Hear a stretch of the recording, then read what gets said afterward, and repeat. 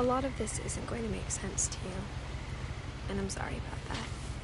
I'm just going to start at the beginning, with the house.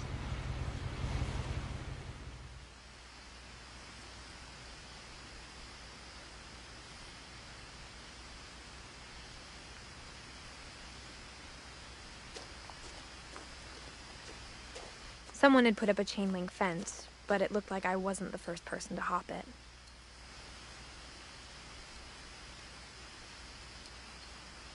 My brother Milton disappeared when I was 4. It was like the house just swallowed him up.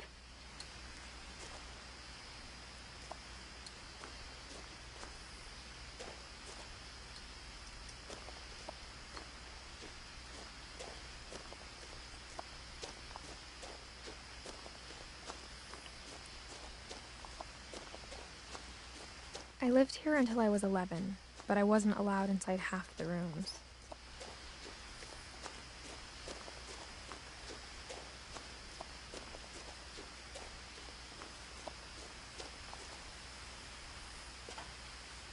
Inside the mailbox were bills from 7 years ago, marked urgent, open immediately.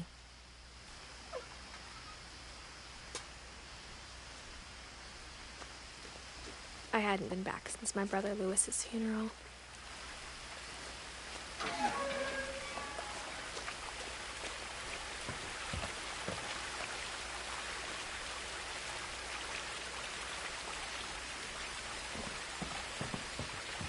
In her will, my mother left me a key, but didn't tell me what it unlocked. Maybe she thought I'd know, or she thought the mystery would be enough to bring me back.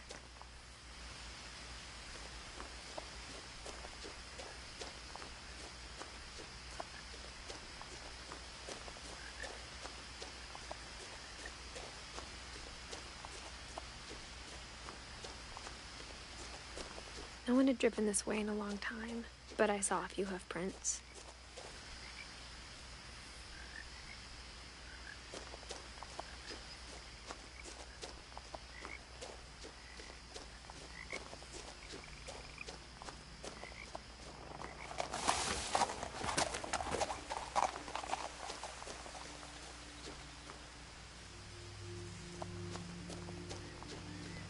The truth is, even after I inherited the house, I never thought I'd come back to it.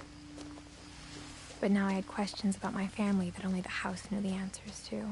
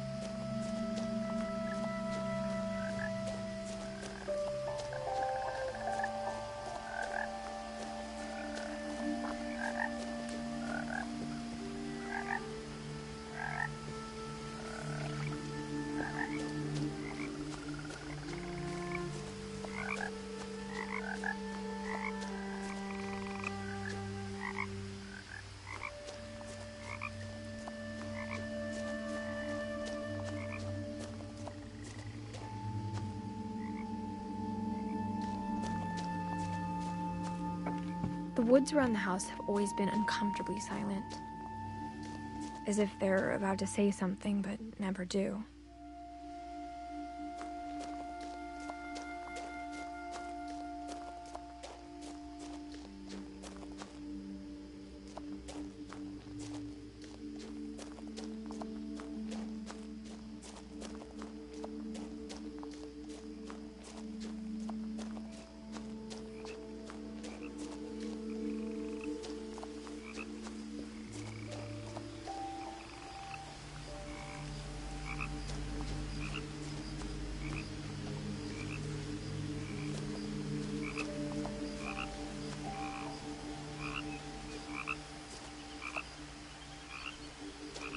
The house was exactly like I remembered it, the way I'd been dreaming about it.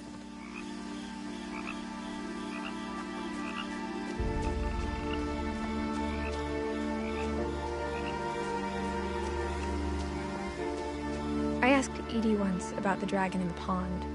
She said it had killed her husband. I was 6. It seemed like an odd joke to me, even then.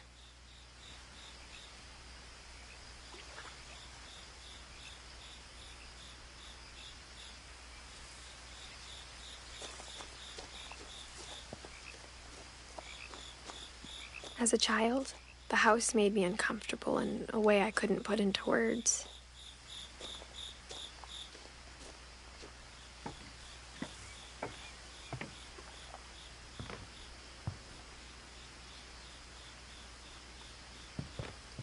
Now, as a 17-year-old, I knew exactly what those words were. I was afraid of the house.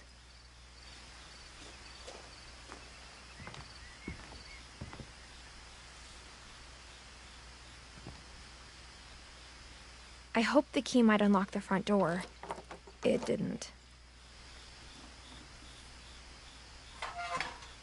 Looking in, I felt like the house itself had been waiting for me.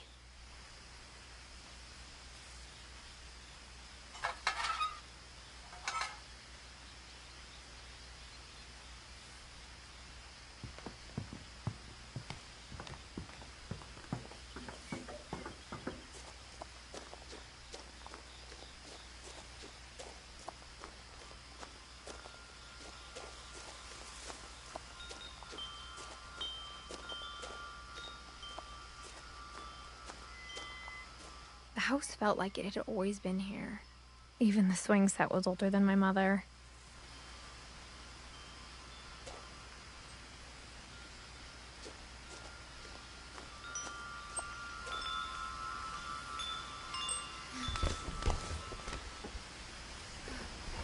Crawling through the doggy door used to be a lot easier when I was 11.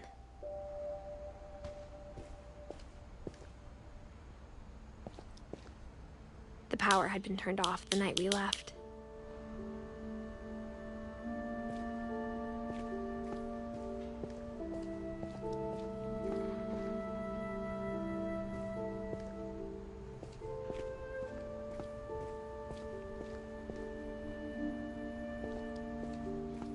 For the first time in years,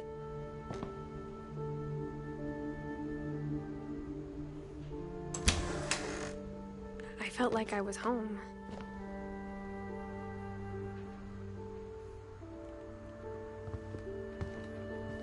But instead of a family, there were just memories of one.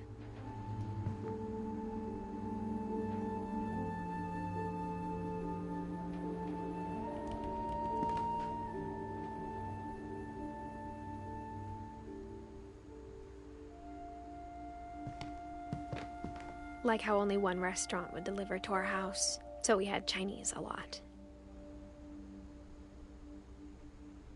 Or how after Louis started working at the cannery, we all got sick of eating salmon. Except our cat, Molly.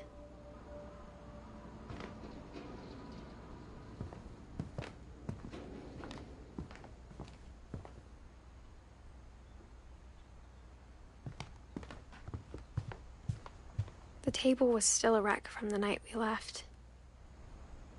It was like a bomb had gone off, killing everyone but sparing the furniture.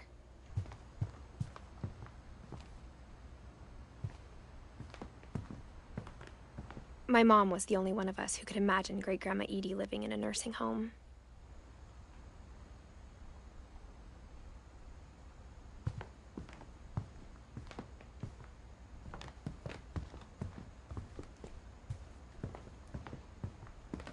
Nothing in the house looked abnormal. There was just too much of it, like a smile with too many teeth.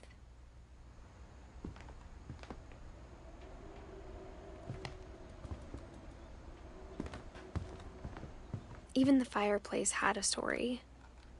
Edie told me the bricks came from the original house, after it sank.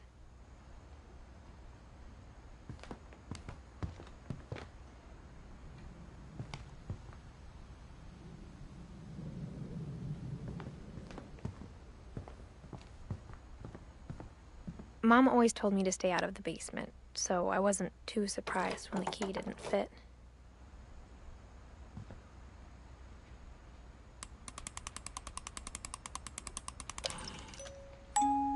Great-Grandpa Sven built a music box for Barbara, along with the rest of the house.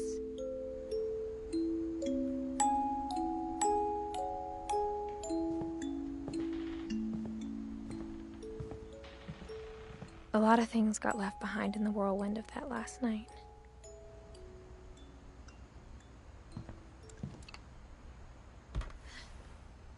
Edie told me once that every Finch who ever lived is buried somewhere in the library.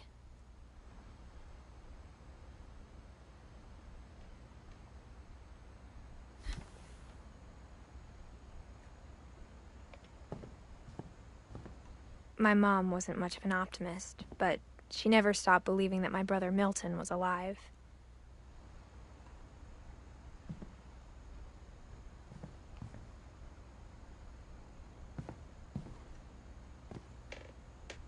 After Milton disappeared, Mom sealed up all the bedrooms.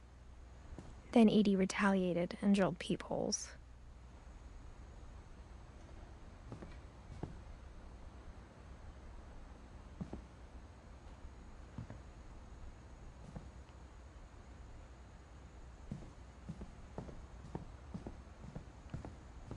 Whenever people ask me about my family, the first thing they always want to know about is Barbara.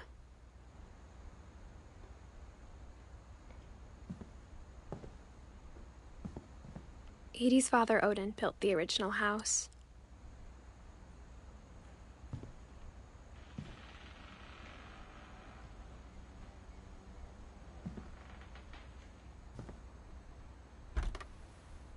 Barbara was a child star for 2 years, until America grew out of it.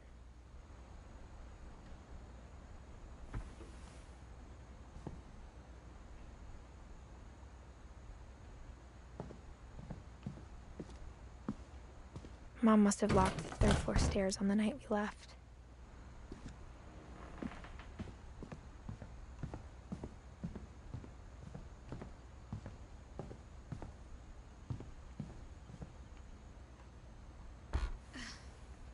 The last time I was in Edith Sr.'s room, I was 10 and she was painting my portrait.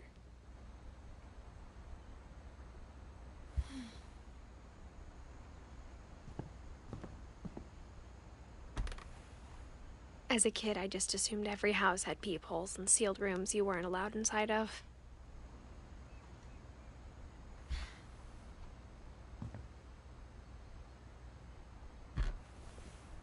My Grandpa Sam spent 7 years sharing a room with his dead brother, Calvin.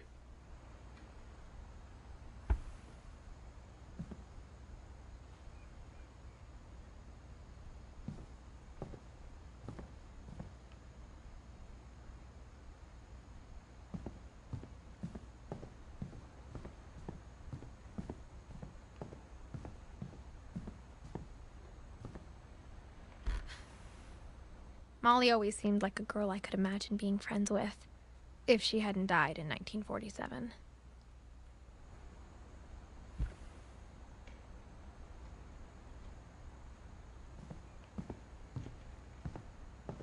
I spent a lot of time playing in Great Uncle Walter's room.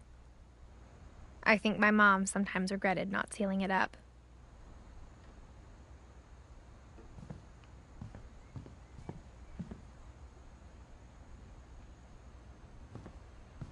Lewis told me there were secret passages, but I never believed him.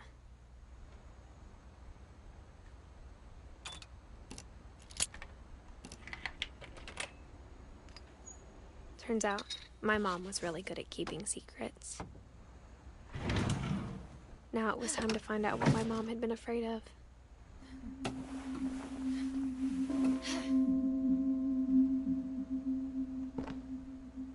From the paintings on the wall, it was clear my brother Milton had been here before me. Reading this, maybe it sounds like I had a plan, but I had no idea what was behind that door.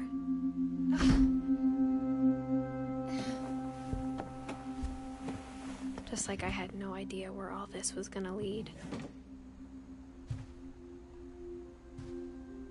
I grew up looking at Molly's room through the peephole.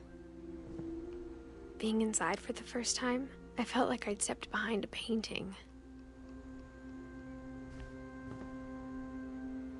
Molly's gerbil had a tiny bedroom with its own even tinier gerbil cage.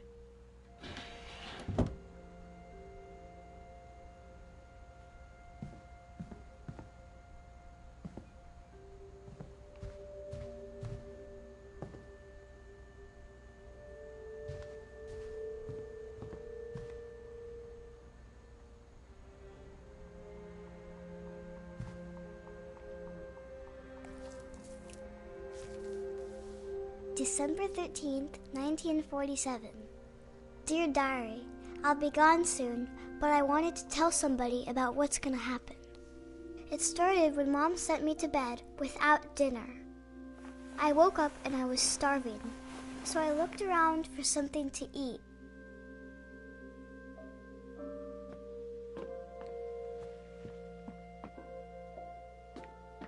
The gerbil food was dry, but I didn't mind it.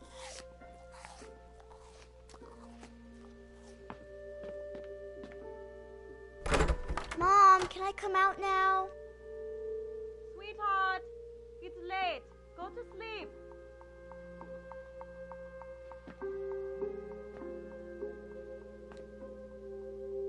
My Halloween candy was all gone.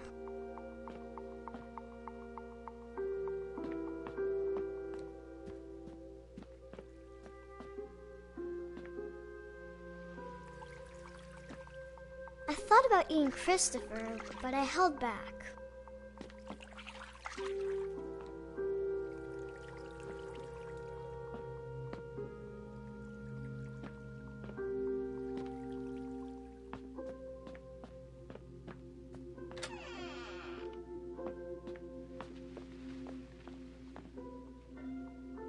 I ate a lot of things that night.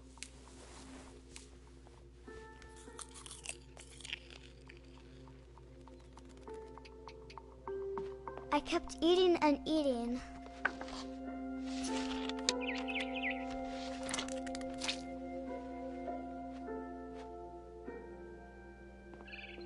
Then I heard chirping outside my window. It was a barn swallow going back to her nest. I reached out for her.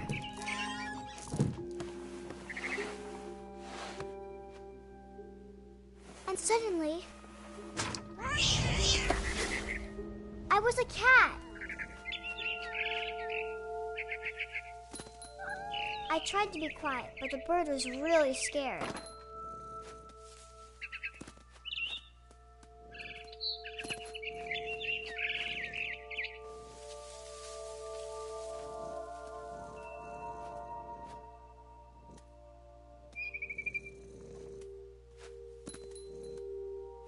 Mom and Dad didn't even look at me.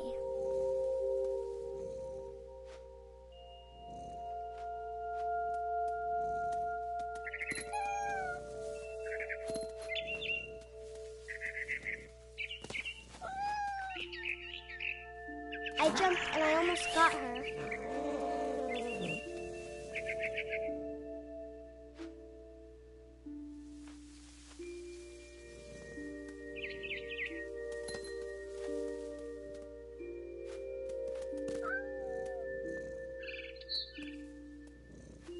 I could tell she was getting really tired. Now I was up in the big tree. I promised Dad I wouldn't climb it anymore. All I cared about was eating that mama bird.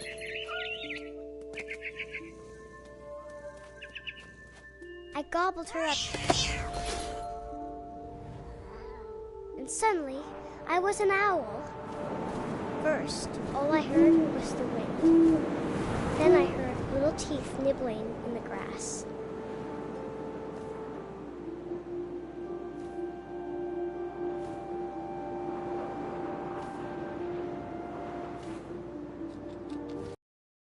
Rabbits.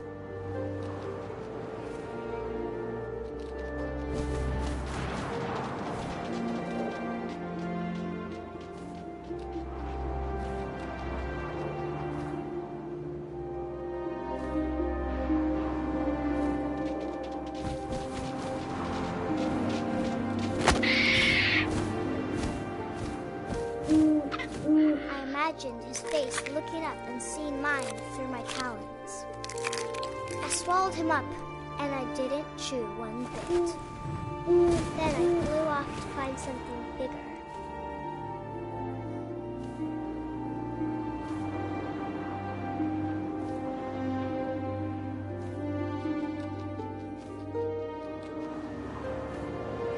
A mama rabbit.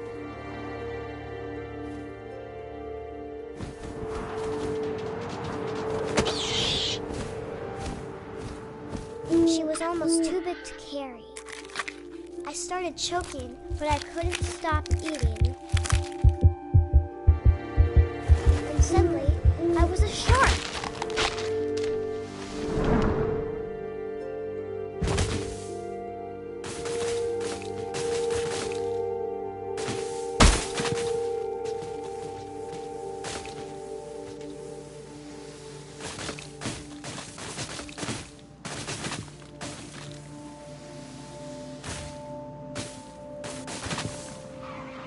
I rolled off a cliff and into the ocean. Now, I was hungrier than ever.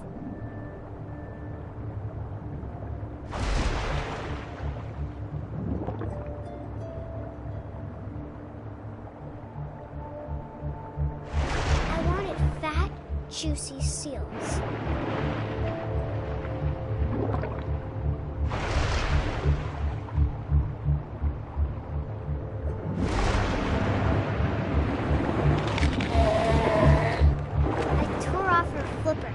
Tasted really good.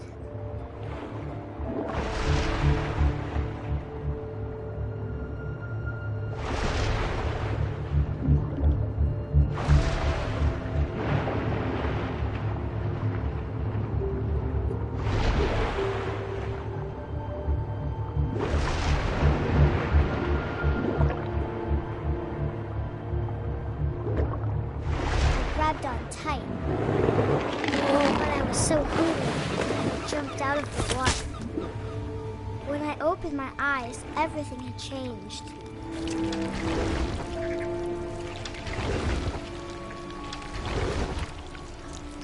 Now I was a monster, and I smelled people everywhere.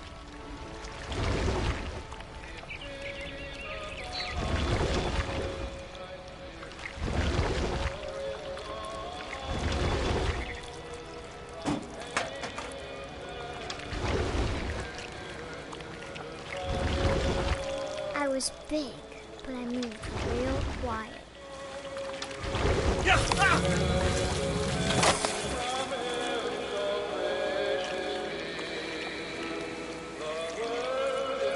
Stop, but also I didn't.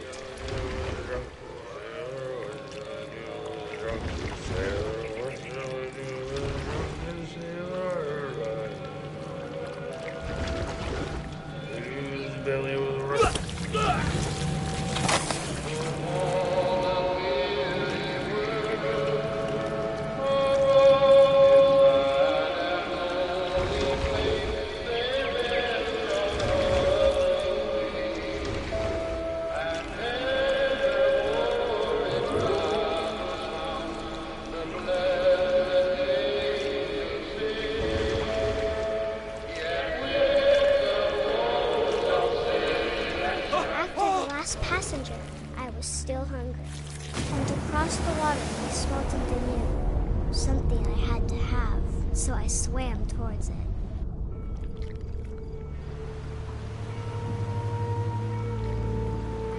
I slithered onto the sand, and the good smell went into an old pipe.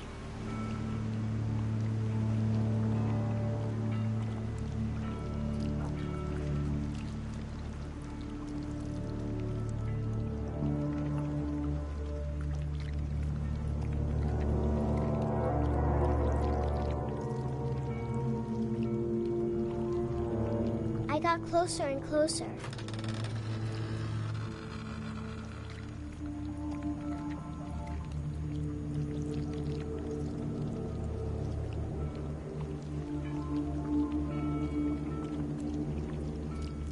All of my stomach started growling. And suddenly, I was me again. I held my breath for a long time, but I couldn't hear anything. I think it's waiting for me to fall asleep. But it's not going to wait much longer. It needs to be, and we both know I will be delicious.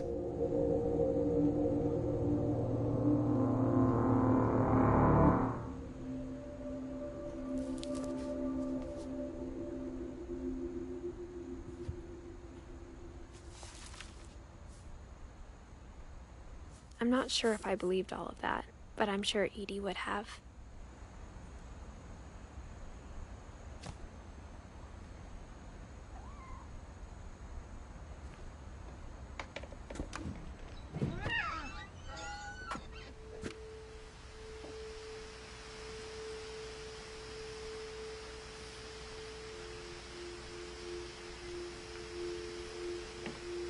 This will be obvious later, but my mom never told me any of these stories. Edie would have, but Mom didn't like bringing up the past. Though, when we adopted a stray kitten, she was the one who named it Molly.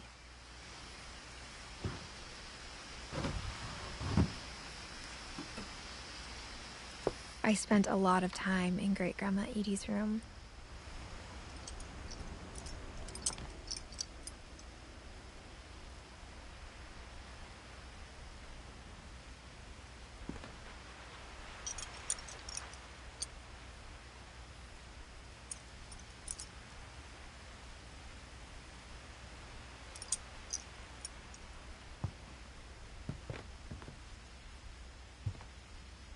Louis died a week before we left, but Edie had already started to memorialize him.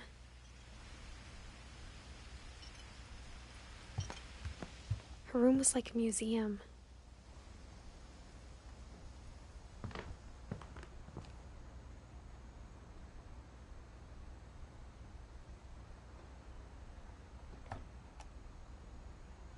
For 500 years, the Finches have been famous throughout Norway for their fortune and misfortune.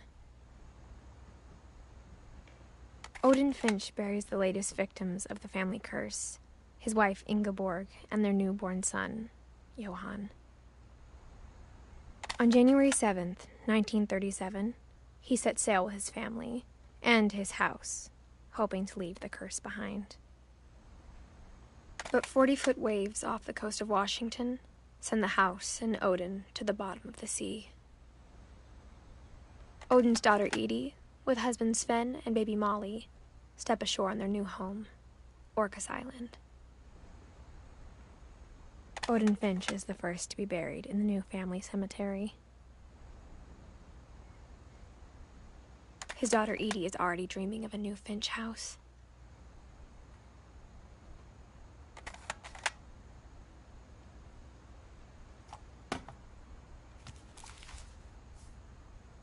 Whatever's wrong with this family, it goes back a long ways.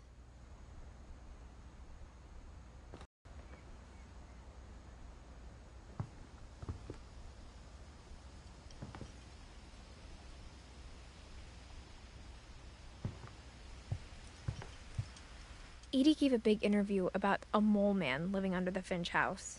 My mom was furious. I hadn't thought of myself as Edith Jr. for a long, long time.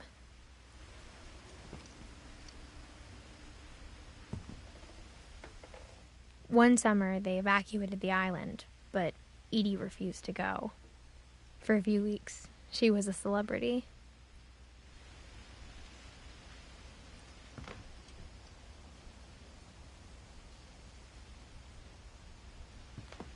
When Edie told people Sven was killed by a dragon, she could also have said he was building a dragon-shaped slide that collapsed. She could have, but she didn't.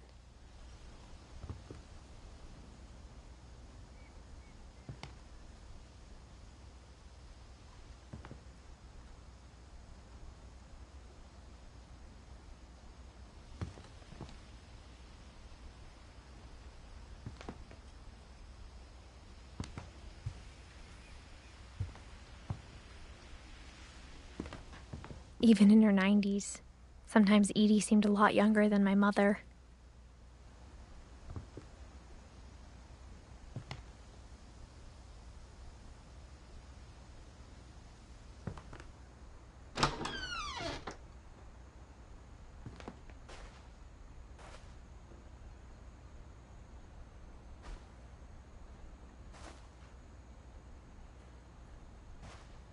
The only trace Grandpa Sam's first wife, Kay, left on the house was the pink bathroom.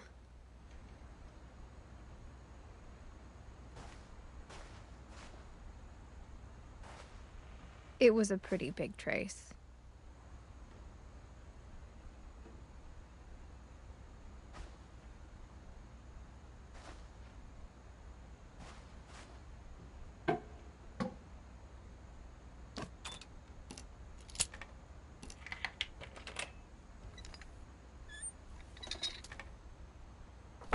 There's a secret in this bathroom. It's in the last place you would look. It isn't in the cupboard. It's hidden in this book.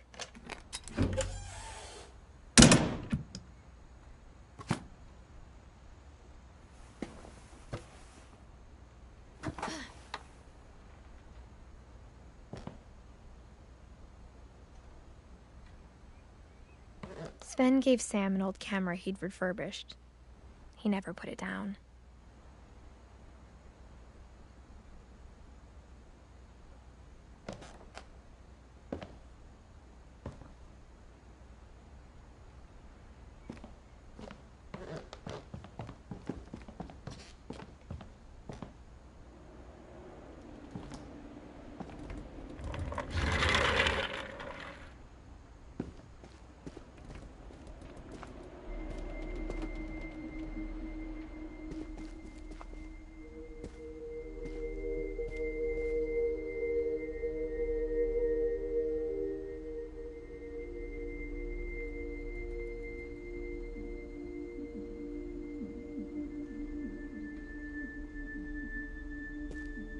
I knew Grandpa Sam had a twin,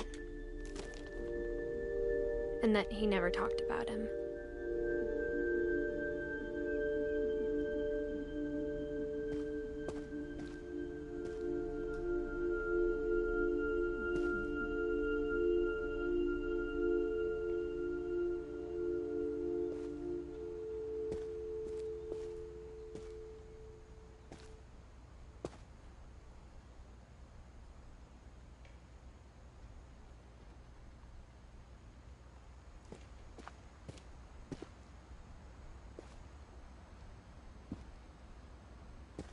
I guess my grandpa didn't like history any more than my mom did.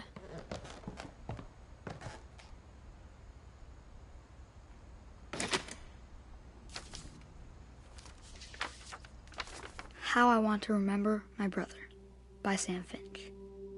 The thing I remember is that when he made up his mind, that was it.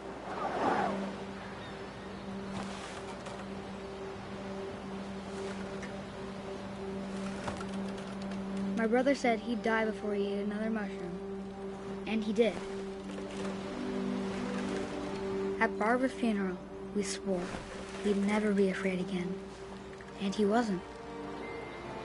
I think Calvin always wanted to fly.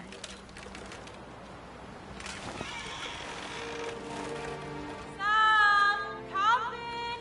Dinner's ready! Coming! But that day, he finally made up his mind to do it. I told him going around was impossible. Maybe if I hadn't said that,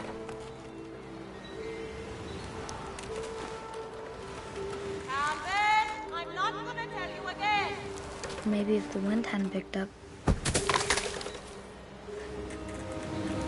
then maybe he'd still be here. But I doubt it. I think he'd already made up his mind. That's what I want to remember about my brother.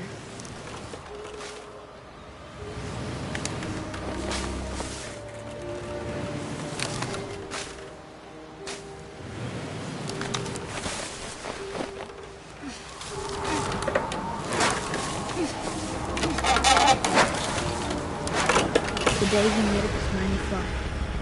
And he did.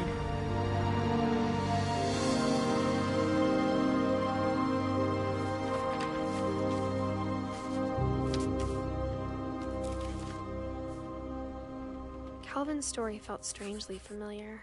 When I was younger, I remember trying to do the exact same thing.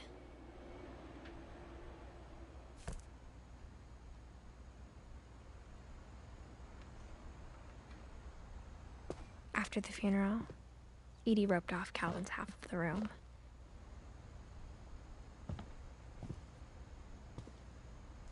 Mom said Grandpa Sam enlisted at 18 and never set foot in the room again.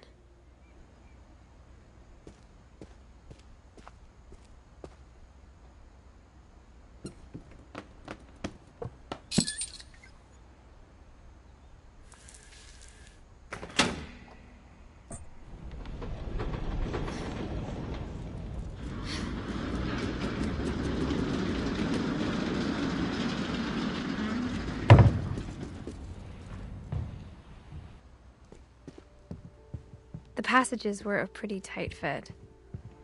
They'd obviously been built for smaller hands and bellies.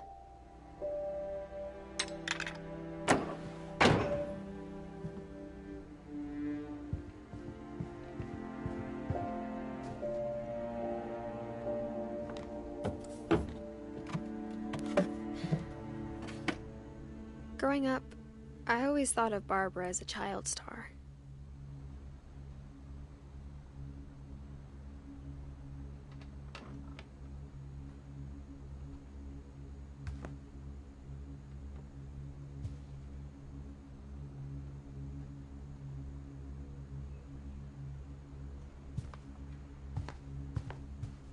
I never thought about how hard it must have been for her afterwards.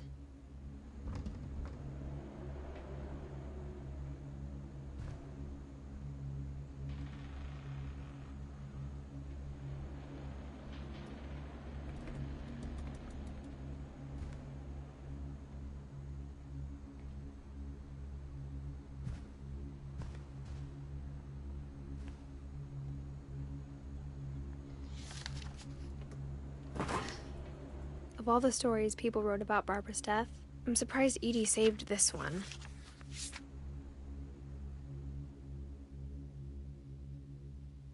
Old Jack here with another ghastly tale inspired by America's most unfortunate family. I'm calling it The Surprise Ending of Barbara Finch. As a child star, Barbara was famous for her scream. Now at 16, she was all washed up. A has-been. But in a lucky break, she'd been asked to perform her signature scream at a local convention for monster movie fans. It was just the boost her career needed. Unfortunately, her scream hadn't aged well. Getting better. I think you just need the right motivation. Her biggest fan and current boyfriend, Rick, was about to demonstrate when... Now that was a great scream. It was Barbara's father, Sven. He'd slipped into a table saw and had to be rushed to the emergency room. So Barbara got stuck babysitting her youngest brother, Walter. Her convention comeback was cancelled. Okay, I'm hearing frustration, but I'm not hearing terror. What if I tried... A gang of hoodlums in Halloween masks have been terrorizing Orcas Island tonight. Police are urging residents to... That came from the basement. You're right! Also, I loved your delivery on that. Why is your basement door locked? Because my dad likes making puzzles and secret passages. There's a key hidden in the music box. The secret is to keep winding and winding until finally the key pops out. Thanks, babe. I'll be back in a sec. 20 minutes later, Rick hadn't returned. So Barbara went to look for him, right on cue. She reached for the music box. And as she wound the key, she listened for Rick, but the house was silent.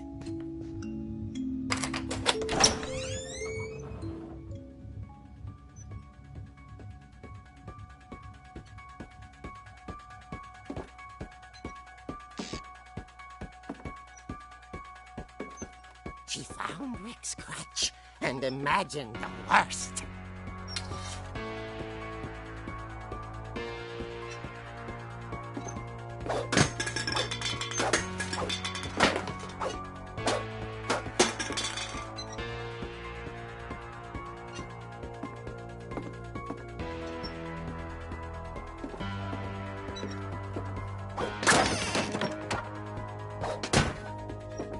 Leader is the infamous Hookman killer, Dr. Carl Hamill, who impaled and then ate his family 10 years ago tonight.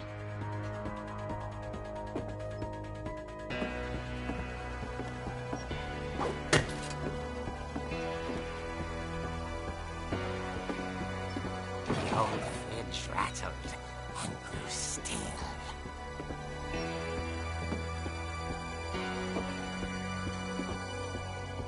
Oh, dear!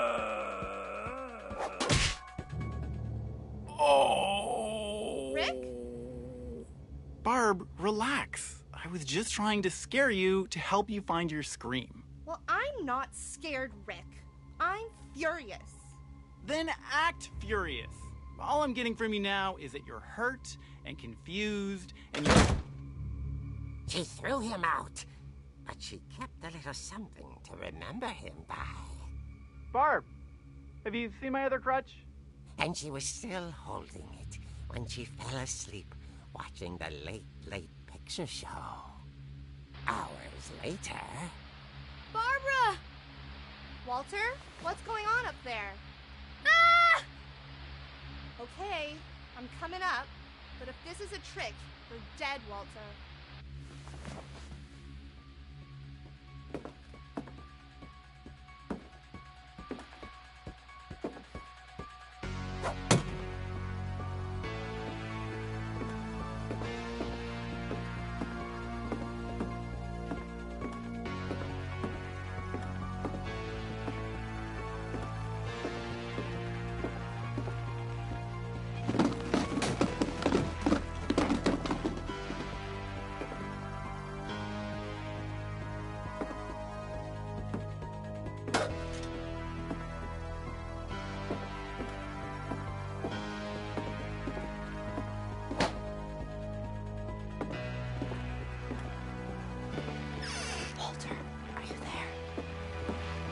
Walter had vanished, but his bedside radio was still on.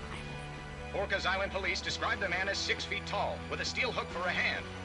Residents are urged to lock all doors and windows and notify the police of any suspicious activity.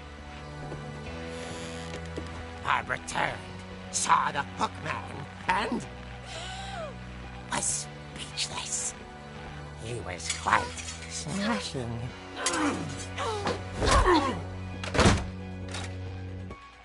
And then he was. He couldn't get enough of Barbara. Okay, Barbara, there's gotta be another way out of here.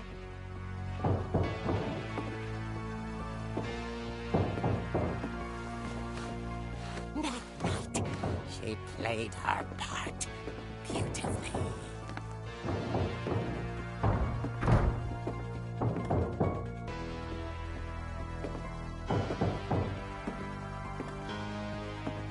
Molly's door hadn't been opened in years. The hinges groaned.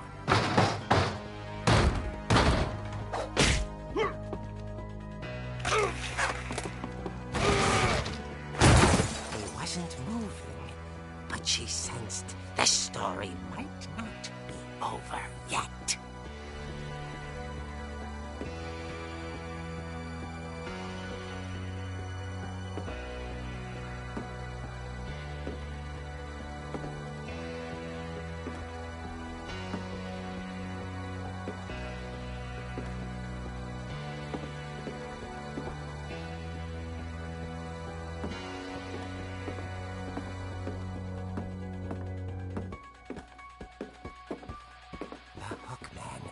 vanished. She listened for his breathing, but all she heard was...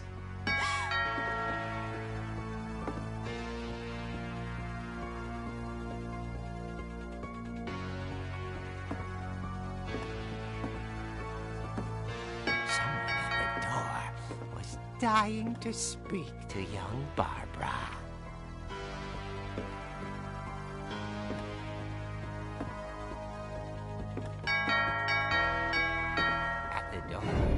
She heard whispering. It was coming from inside the house.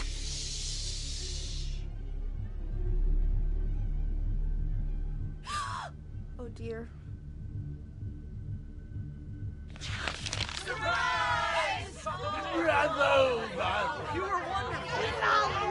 The monsters had come to surprise her. For Barbara, it was a dream come true. Then she saw what kind of monsters they were, and she realized what was about to happen. She was going to be famous. And with her final breath, Barbara Finch gave the performance of her life.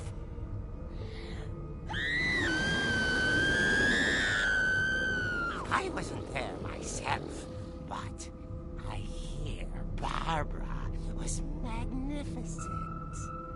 Poor girl. She had a taste for stardom.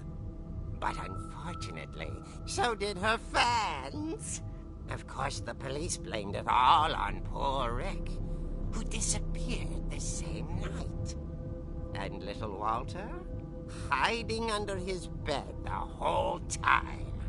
He took it all pretty hard, but that's another story. As for Barbara, tucked inside the music box is all they ever found of her. Her ear. Now that's what I call a real eerie tale.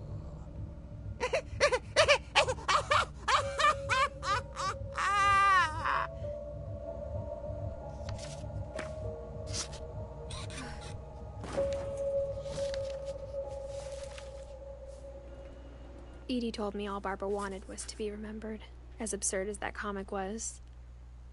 Maybe what Edie saw was a happy ending.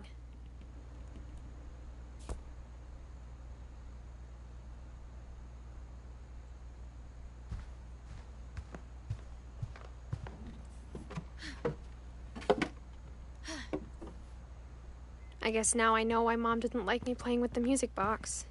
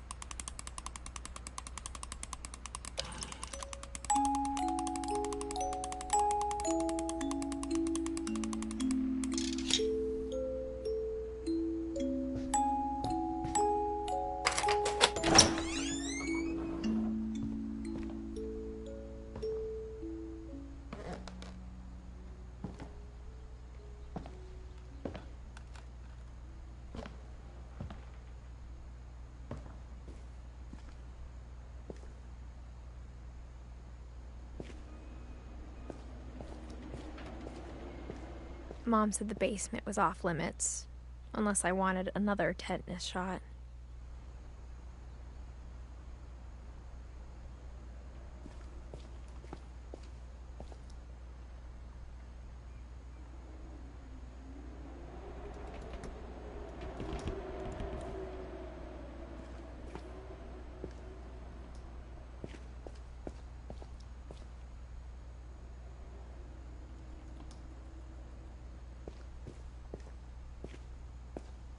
I saw Edie sneak down to the basement once, carrying packages.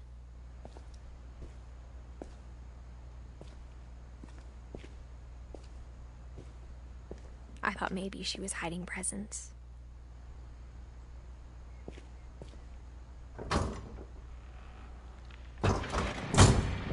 turned out she was hiding a lot more than that.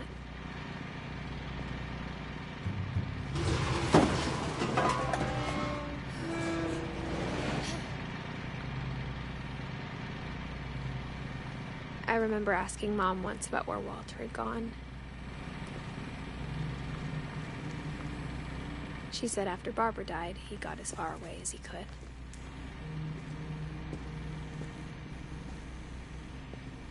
If there's a pattern in all these stories,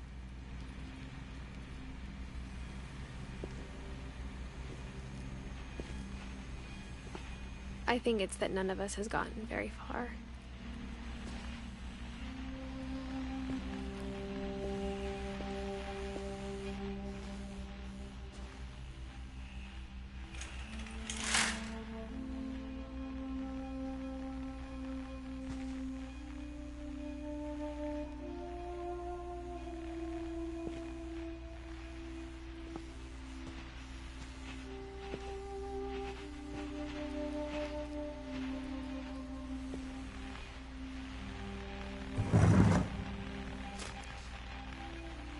Goodbye, everyone.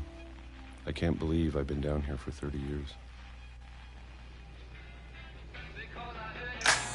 On that first day, after the shaking started, I didn't think I'd survive a week.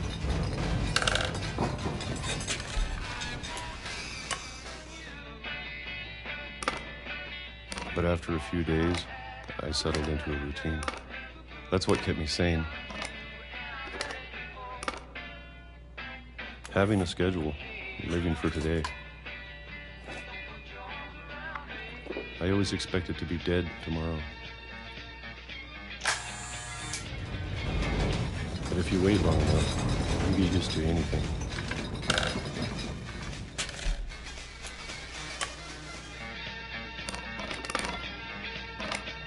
Even a monster on the other side of the door starts to feel normal. Almost friendly.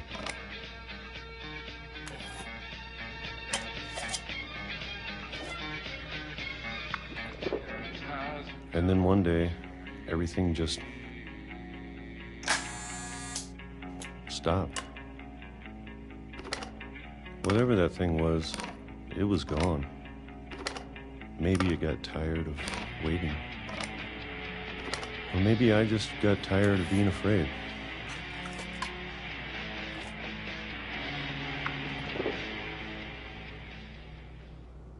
It's been a week now, the longest in 30 years. I'm done waiting. I have to leave while I still can.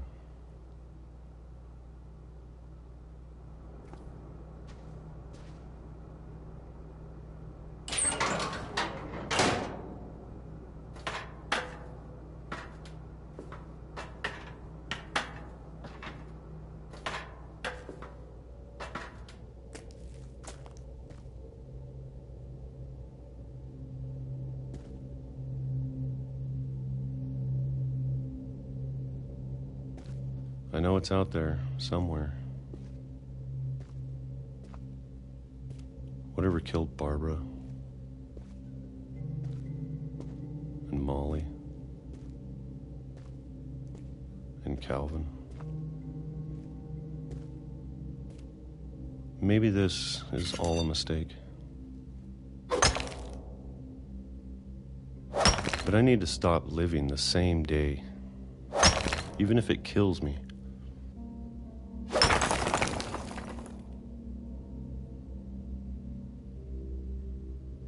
Whatever's out there, I want you to know I'm ready for it.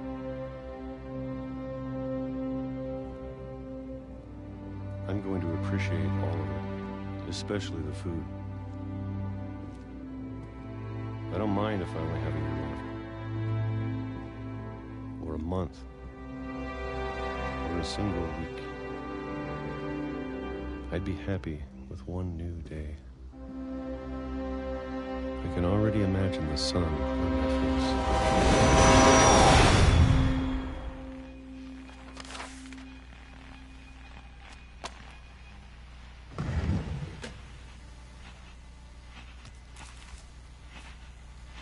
Walter died when I was 6.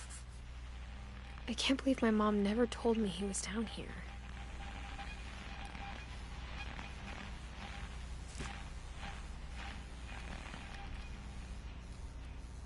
I'm sure my mom was trying to protect me.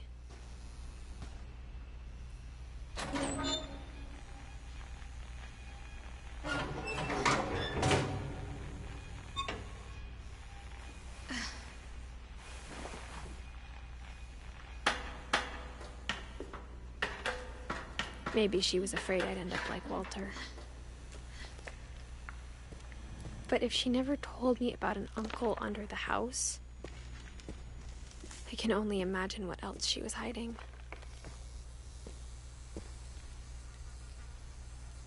I don't want to make the same mistakes she made.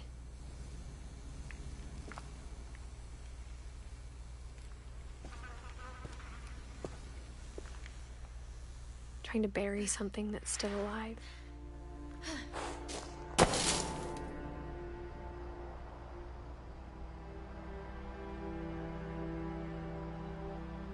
Now that there's only one of us left, or maybe two,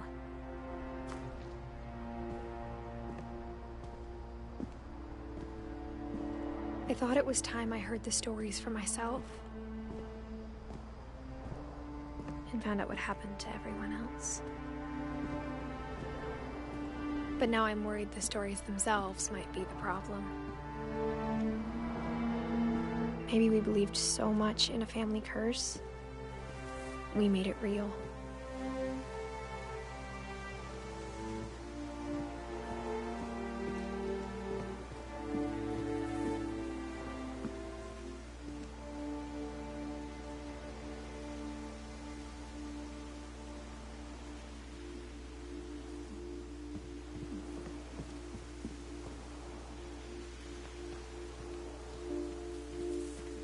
I don't know if I should even be writing this.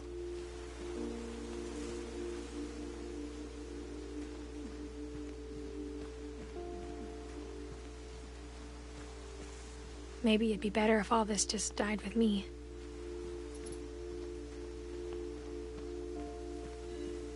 But I thought you should know about your family.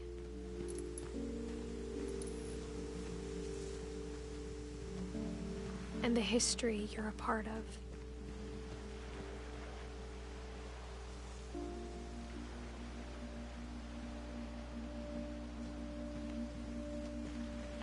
Though to be honest, I feel as lost as you probably do right now.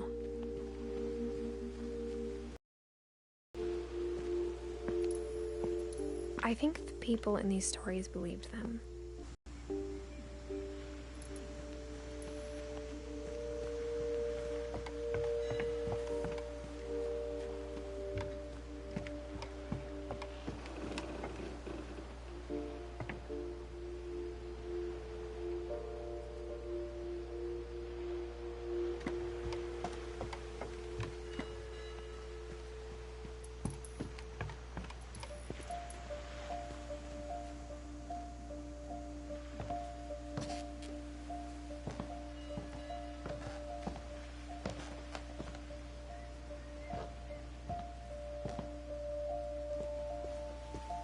And when you look at the house, that history of imagination and stubbornness and madness, any of it seems possible.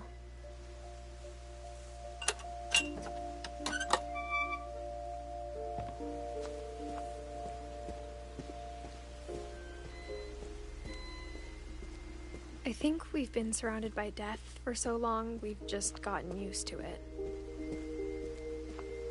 What kind of family finishes building a cemetery before starting the house?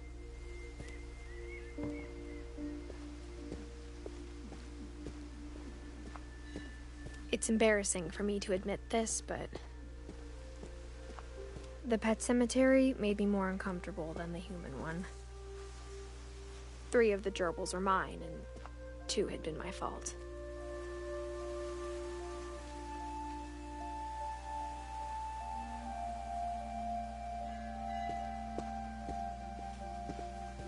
Sven built the house, but it was Edie who designed the cemetery.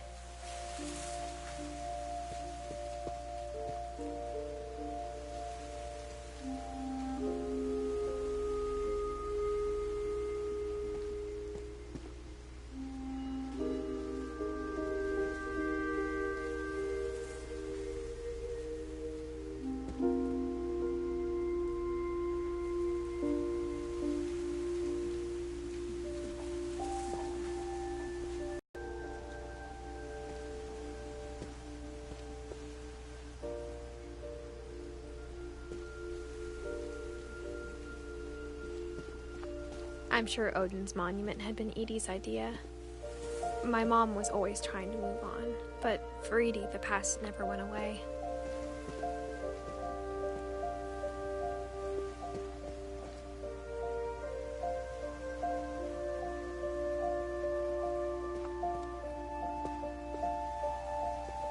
She could see it poking out of the water at low tide.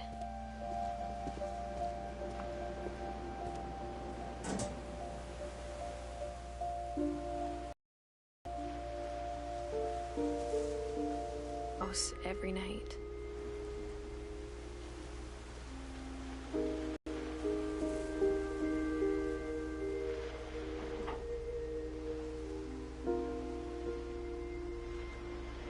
The older I get, the more I can see where my mom was coming from. Her dad had been pretty strict, but it wasn't enough to save her brothers. She was just trying to do better.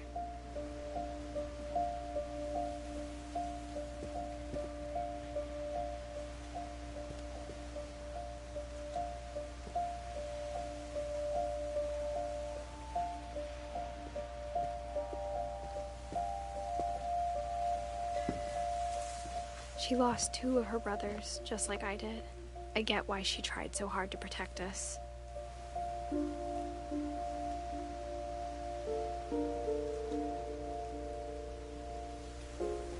We never found Milton's body, so my mom insisted we were putting up a monument, not a tombstone.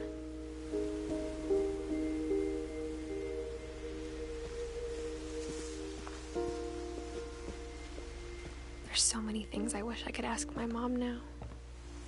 Part of me thinks this is what she wanted all along. For me to come back someday and find everything out for myself.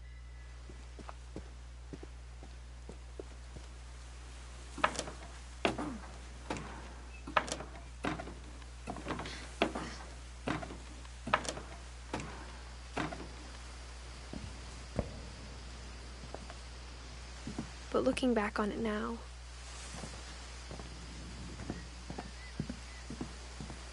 if she told me there was going to be so much climbing, I never would have come when I was 22 weeks pregnant.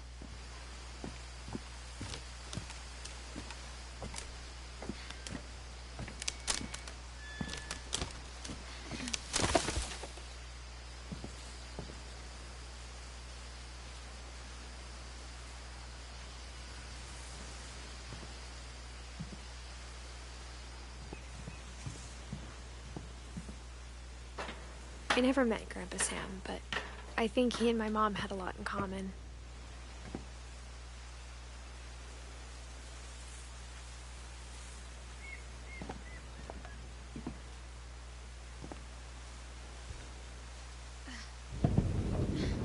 They were both pretty intense.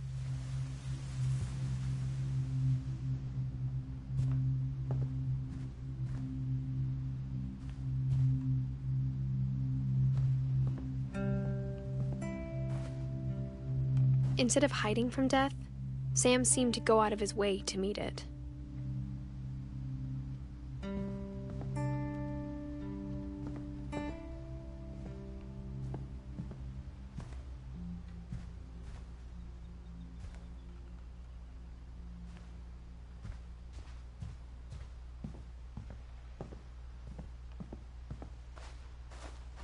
Sam spent his life shooting photos, but Mom said he got nervous being in front of the camera. I guess we're all afraid of something.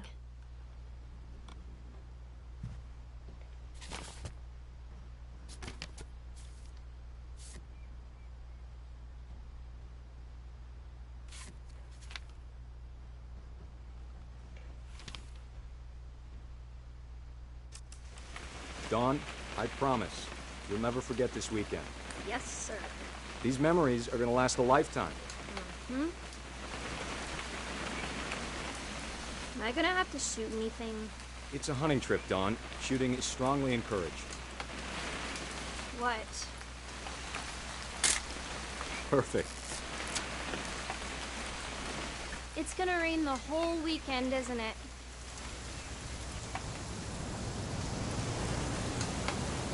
I will never forget this weekend, Dad. That's the spirit.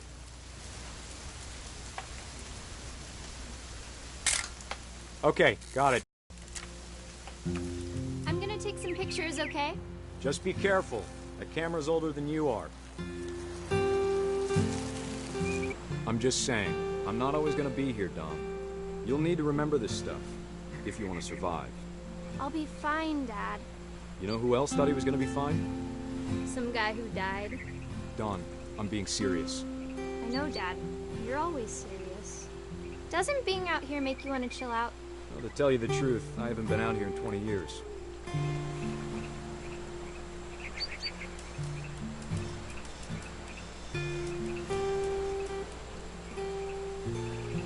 Last time I was with my brother Calvin. Man, that was a great trip. Your grandpa Sven taught us how to fish, how to build a fire. We found an old logging trail. There were deer everywhere. I bet if I could remember where that trail was, we'd spot a buck for you in no time. Give me a minute to check the map.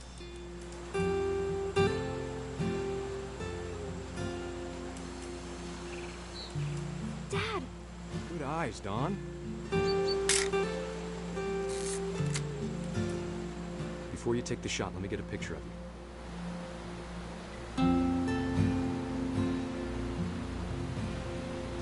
Dad, I... Just breathe. Turn off your imagination. Focus on your target. Let me get behind you. Do I have to do this?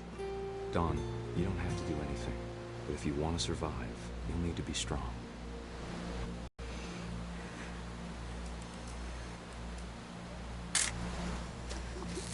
I'm proud of you, Don.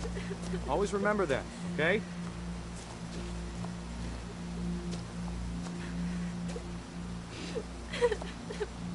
Dad, it's twitching. I think That's it's totally normal, Don. Just focus on the camera. Try not to think about... Dad!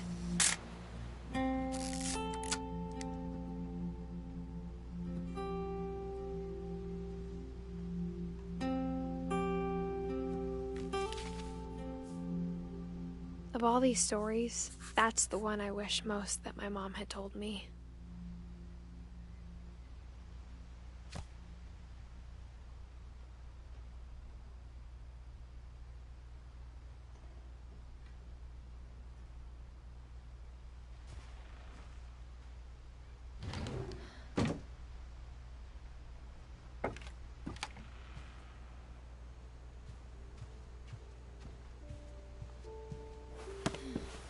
After Sam died, my mom and Edie got really close. They'd both lost a lot.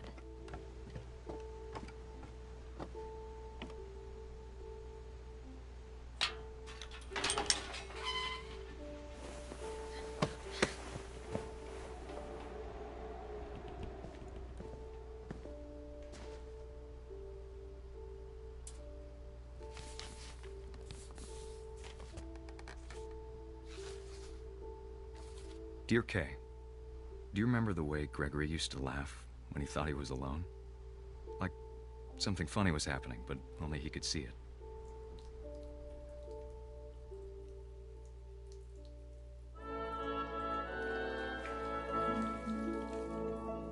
I think he saw things the rest of us don't.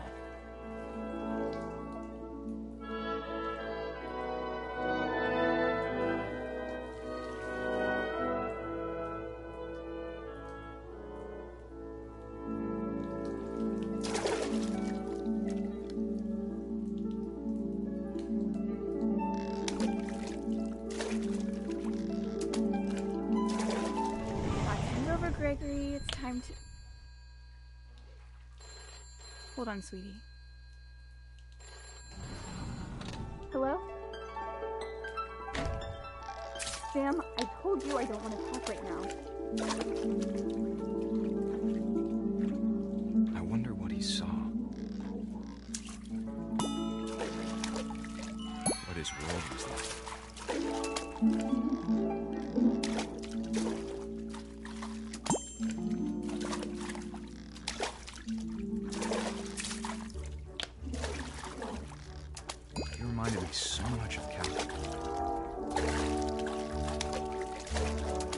his imagination. Whatever it was he saw.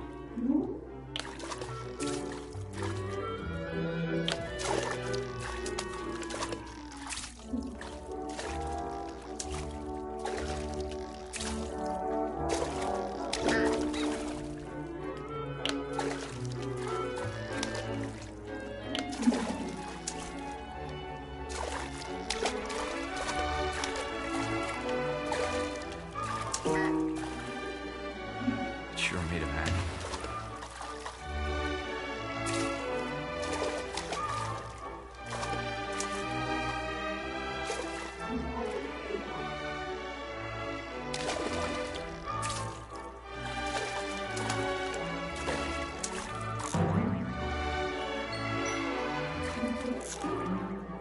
I know how silly it sounds.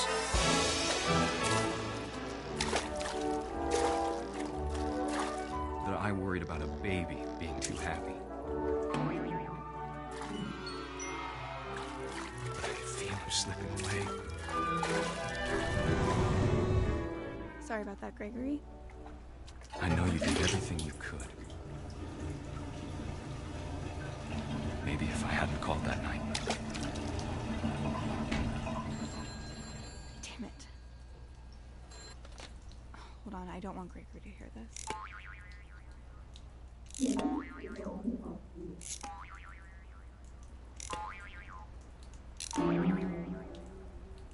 I wish he could have told us about the world he saw.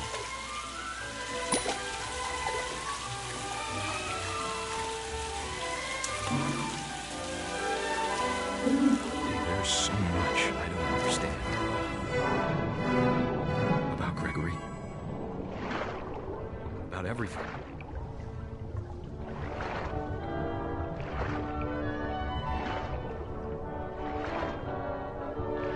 But I know what happened wasn't your fault.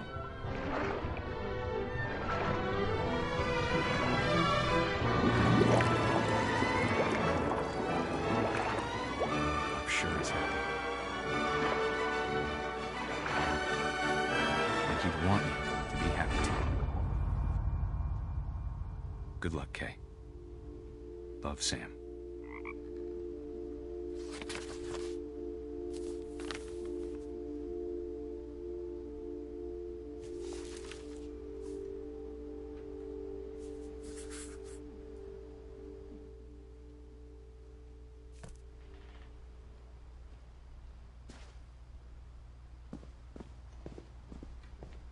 I can't imagine my mom ever writing poetry, and yet...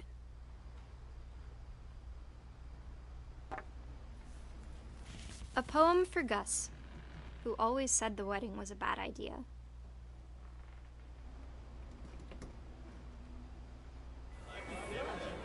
Our father never hit us kids, at least not very hard, before the day my brother said with teenage disregard that he'd be dead before he'd see a wedding in our yard.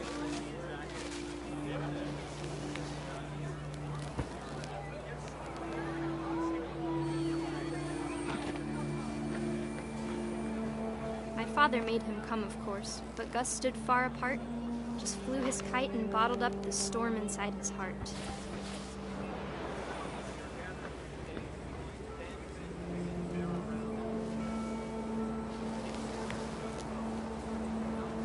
I tried to talk him out of it, but though he'd never met her, we don't need a stepmom, were the words that I now pronounce you husband and wife. You may kiss the bride.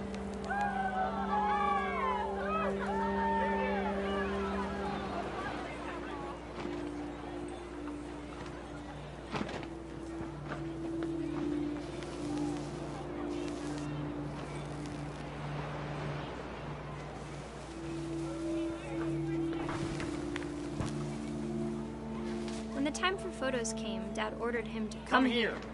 But Gus declined and as a sign held up his middle finger.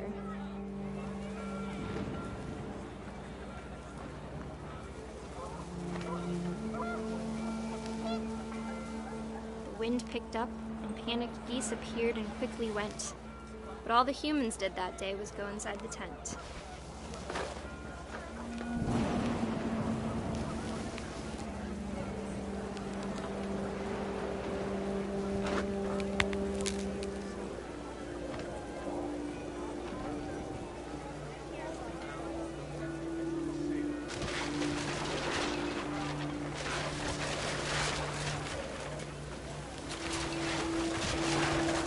Rain came down in buckets then, but no one seemed afraid that nature might destroy the tent our dad had crudely made.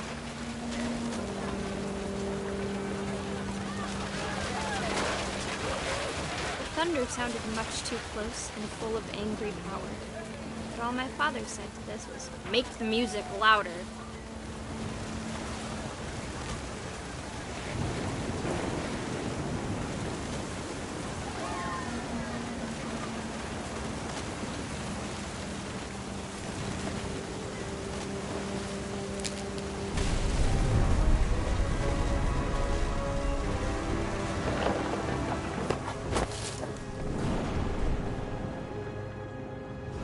I wish that I could truly say I thought about you on that day.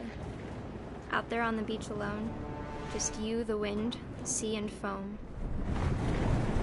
But I didn't, until we found you.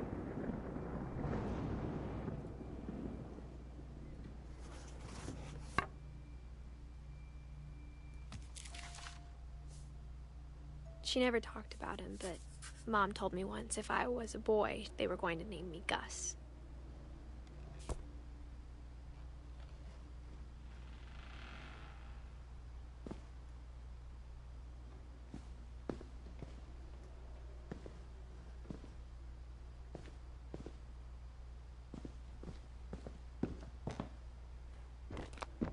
My mom moved up to the loft after her brothers died.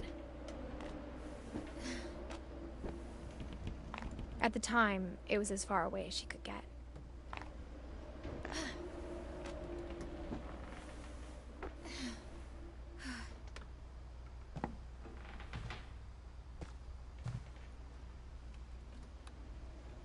Religion was another thing my mom never talked about, but I think it helped her a lot after her dad died.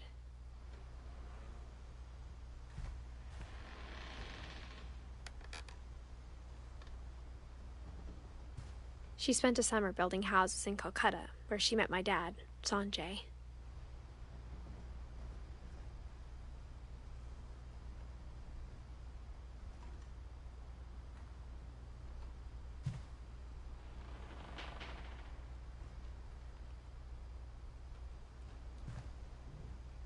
My mom moved to India a week after graduation and got a job teaching English. Louis was born a year later.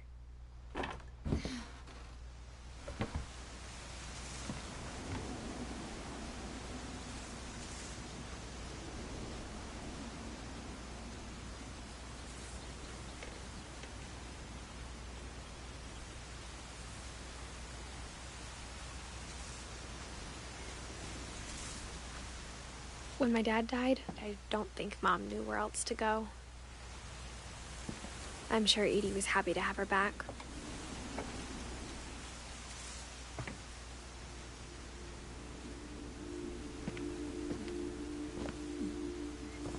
The house had to get a little bigger, but Edie was used to that.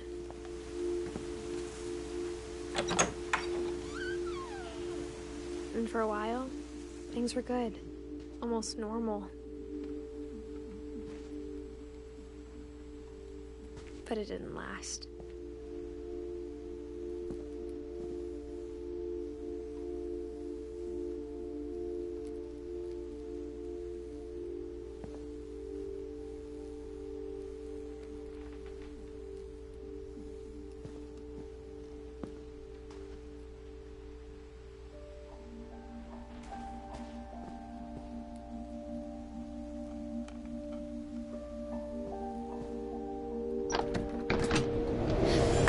The beginning of the end was Milton's 10th birthday, when Edie gave him a castle.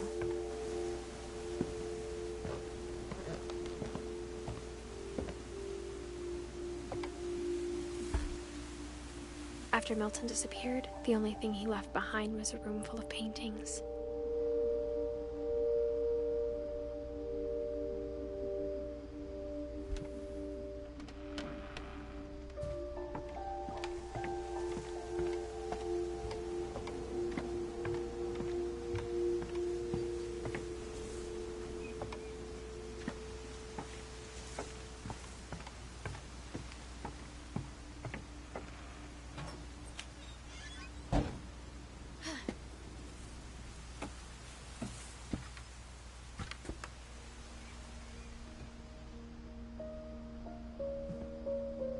think Edie was happy to finally have another painter in the family.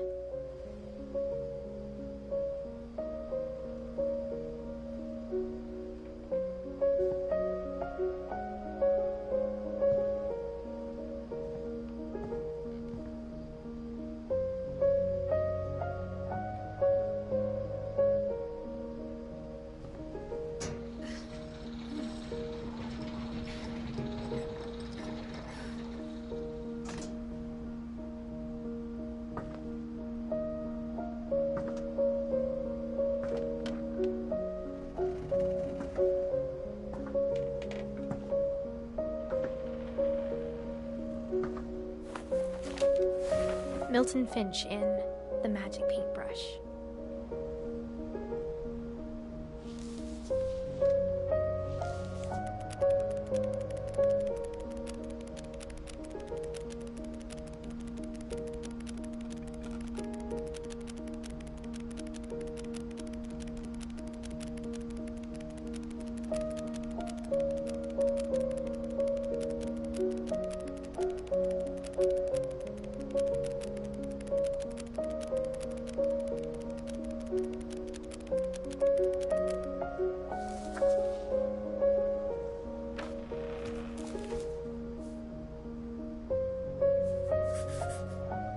I was 4 when Milton disappeared.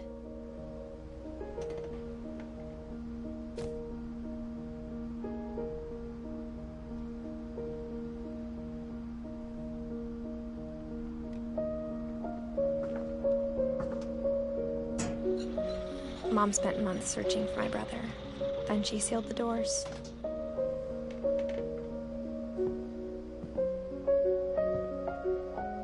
Whatever Milton had found in the house, Mom didn't want it getting out.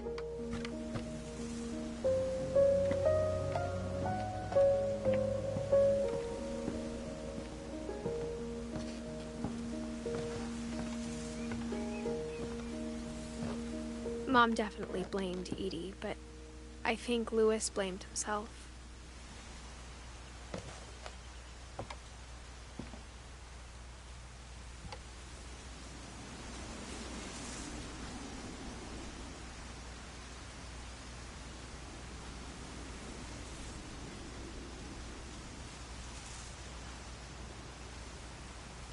After he graduated, he just spent more and more time in his room, until Mom got him a job at the cannery.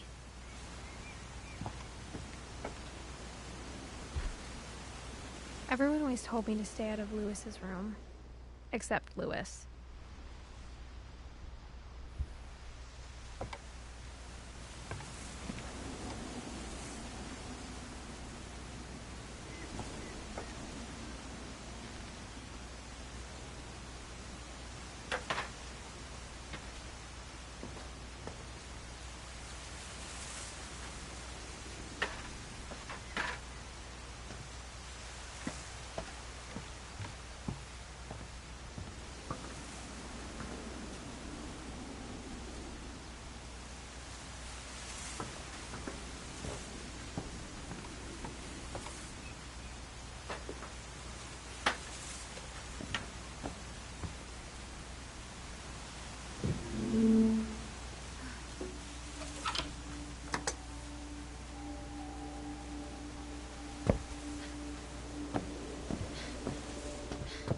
Louis's room smelled very, very familiar. That part of him lived on.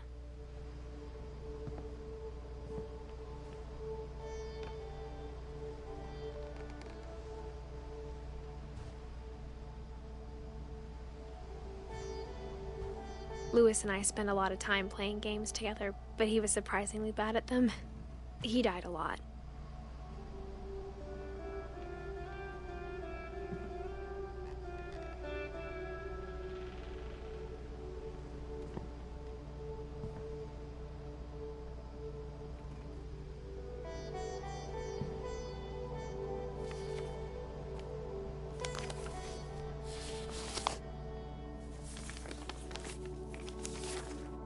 Dear Mrs. Finch, as Louis's psychiatrist, I can understand your desire for an explanation.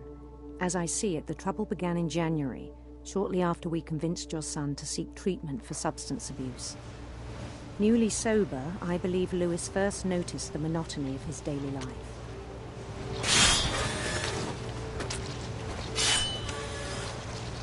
He kept working at the cannery, but he withdrew part of himself.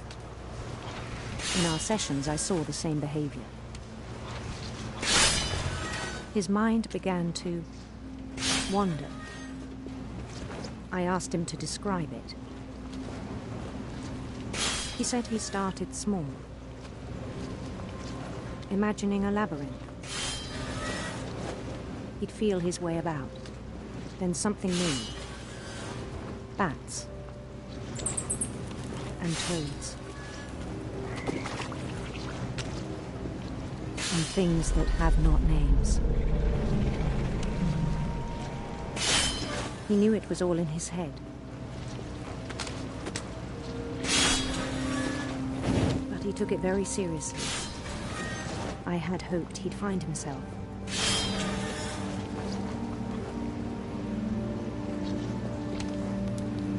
But he found something more.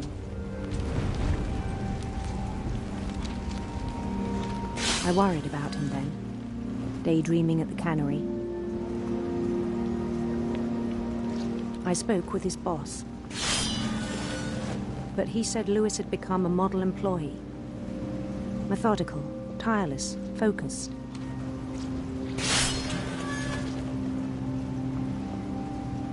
Like a whole new Lewis. So I let him go on.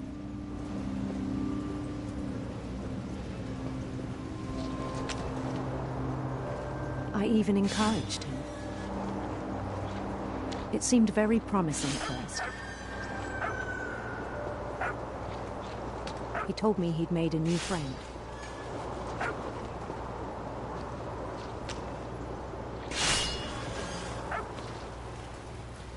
On the edge of a city he named Lewis-topia. He built the city up slowly, brick by brick. Then he made musicians.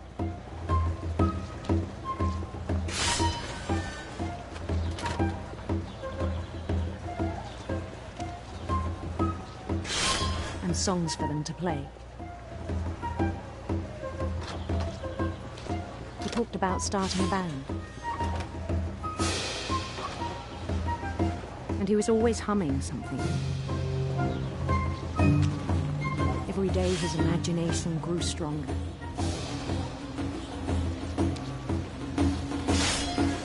He no longer spoke at the cannery. But his chopping was as reliable as ever. Then one day it struck him that all the cheering crowds, even the stones under his feet, were all in his imagination. So he could do whatever he wished.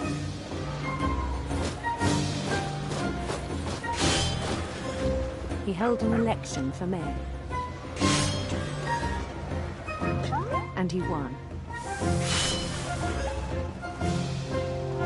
They begged him to stay, but his mind was already wandering. It became a game for him.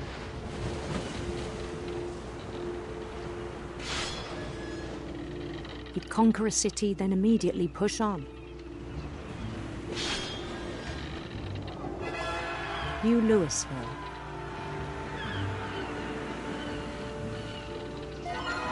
St. Louis.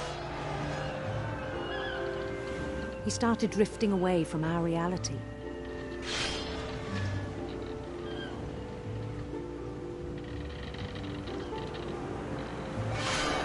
Minneapolis. Until one day he forgot to go home from the cannery.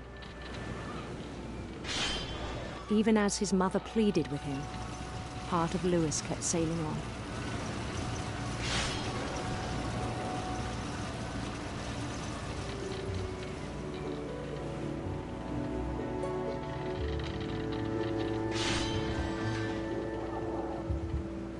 In Lewisburg, he heard rumors of a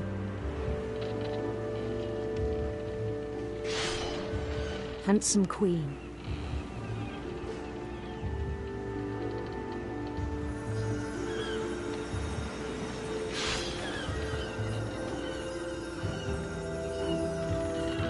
The Queen was on her own quest for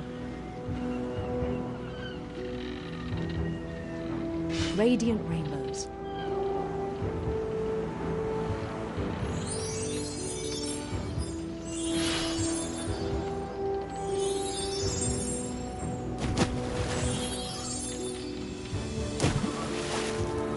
He followed the sound of her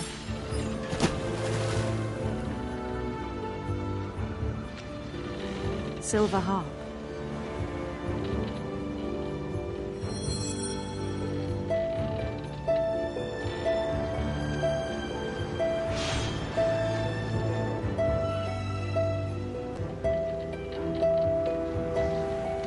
His chase led him to a golden palace east of the sun and west of the moon.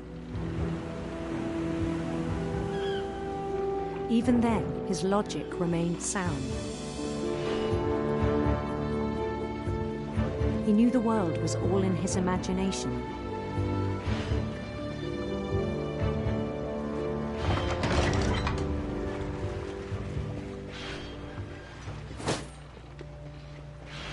But he was so proud of having created it. In his own eyes, he'd become something greater than a king.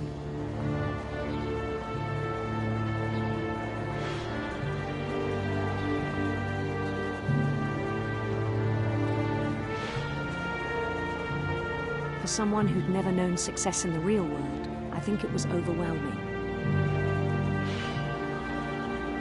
And then it struck him that the real Lewis was not the one chopping salmon, but the one climbing the steps of a golden palace.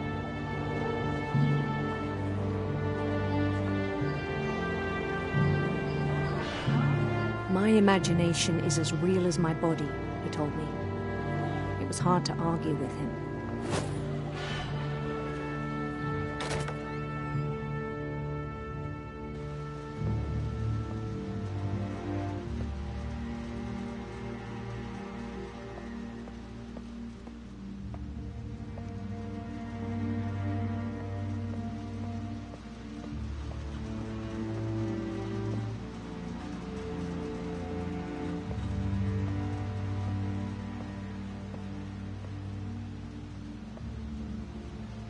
Began to forget the world we know.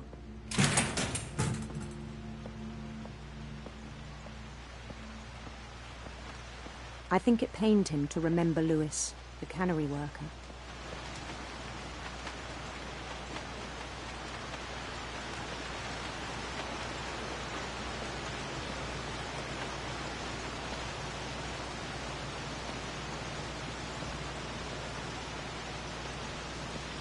He began to despise the man with a royal contempt.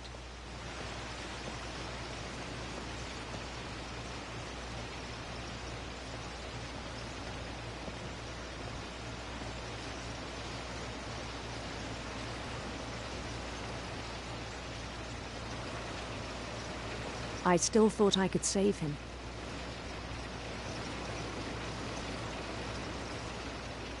Even after he said he was being crowned king over all the lands of wonder.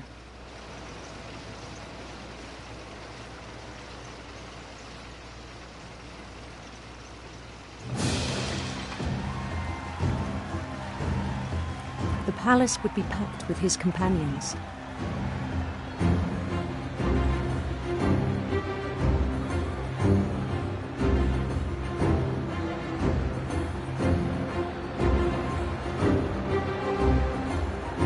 Including the wise Calico who'd insisted on advising him.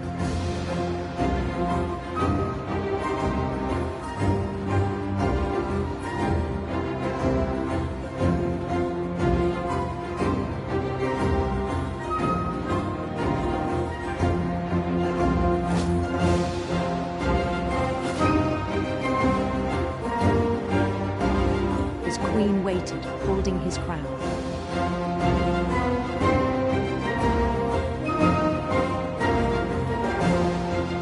There was only one thing left to do.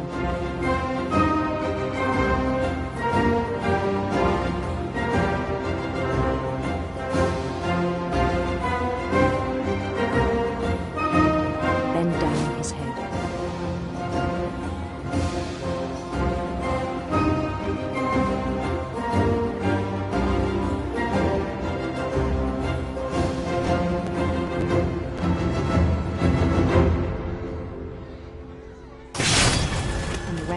you know. Mrs. Finch, your son was a kind man who will be missed by all of us who knew him.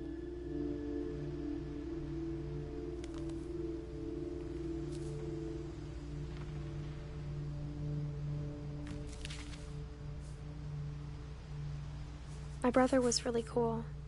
I wish you could have met him.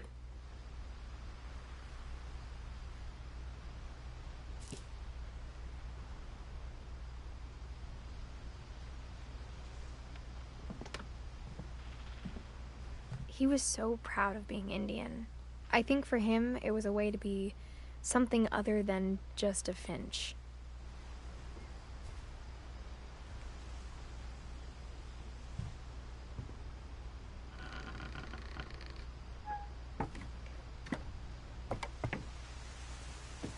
On the way back from Lewis's funeral, my mom told me to start packing. She waited until the day before we left to tell Edie. I'm not sure if she wanted to make it easier or harder.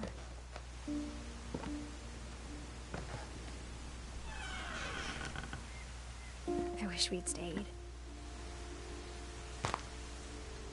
But I understand why we left.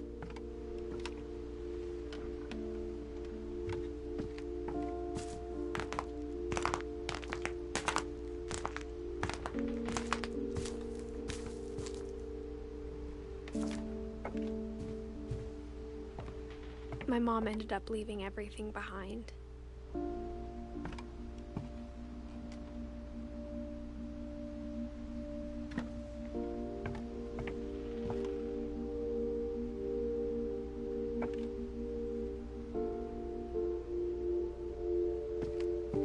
What happened that night had been coming for a long time.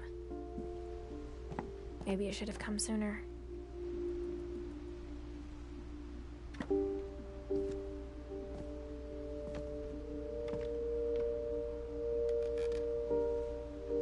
But it had to end one way or another.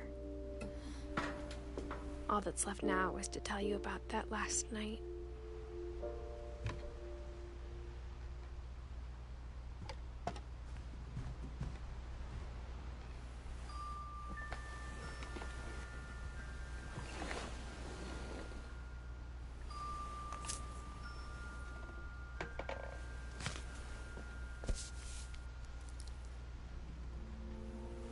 That whole last day, Edie just watched us pack and didn't say a word. Until supper, when she raised her glass and said, "To our final night together, and all our final nights apart." Grandma, you know what I said about alcohol. Some of your medications are very Edith, specific. I left a present for you in the hallway. Why don't you go open it? The grown-ups have to argue now. I'm sorry, you're right. We're all leaving tomorrow. Let's just enjoy our last... I'm not leaving. Edith, you're excused.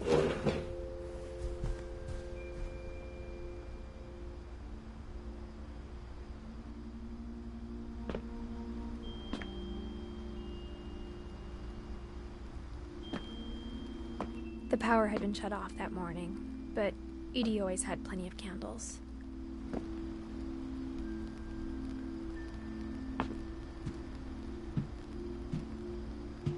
When my mom sealed the library, I don't think she knew about the other entrance.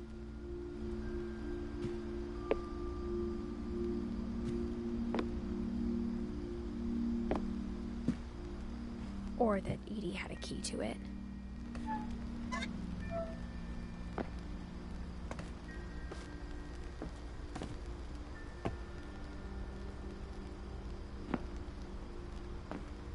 That thing you're afraid of isn't going to end when you leave the house. Edith has a right to know these stories. My children are dead because of your stories. I think it's best if Edith and I leave tonight.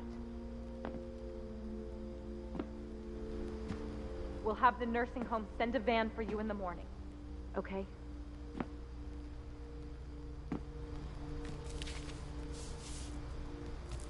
Dear Edith, there's so many stories I wish I could tell you, but there's only time for one. This is about what happened on the night you were born.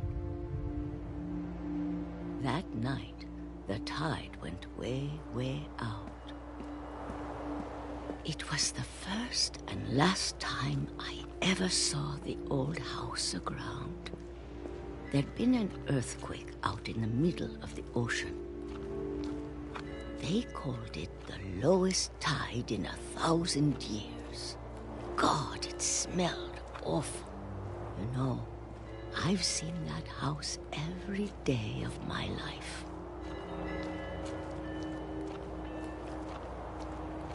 But I never thought I'd go back to it.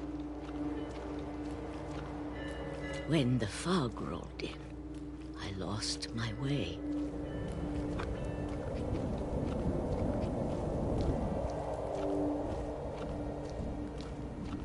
I got turned around.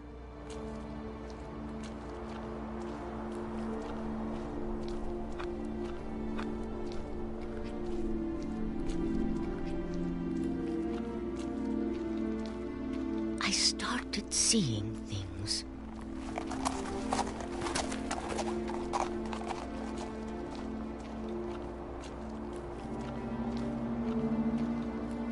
Things I'd forgotten had ever existed.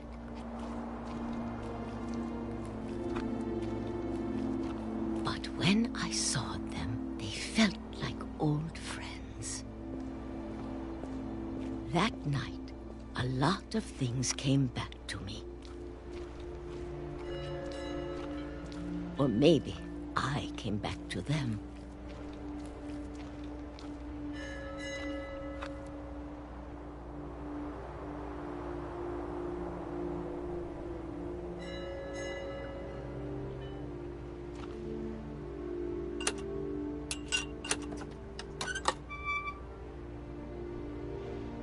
Things I can't explain, but that I need you to try and... Edith, what are you doing in here?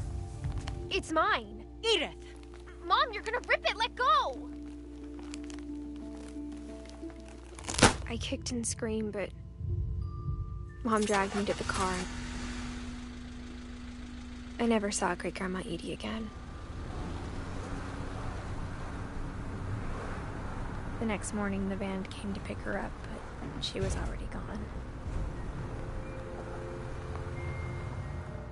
After that, we moved around a lot.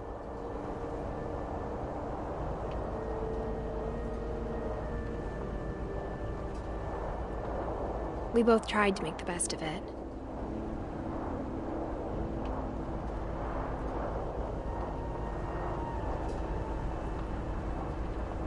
A few years went by.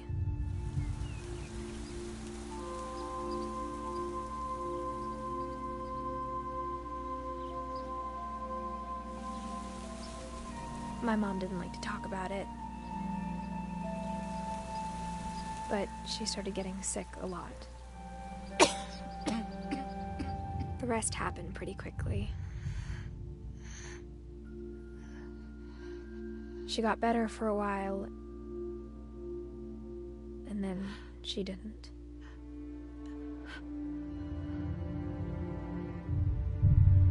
And then I was alone.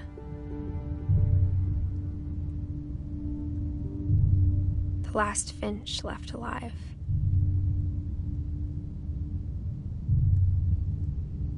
Until I found out about you. I'm still not sure what to tell you about all this. If we lived forever, maybe we'd have time to understand things. But as it is, I think the best we can do is try to open our eyes. And appreciate how strange and brief all of this is.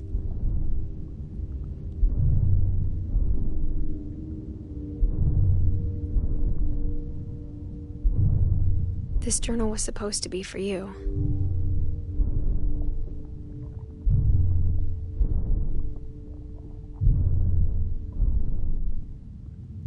But now I hope you'll never see it. I just want to meet you.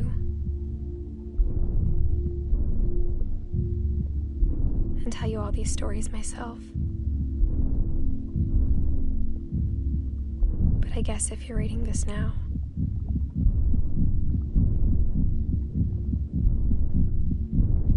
things didn't work out that way.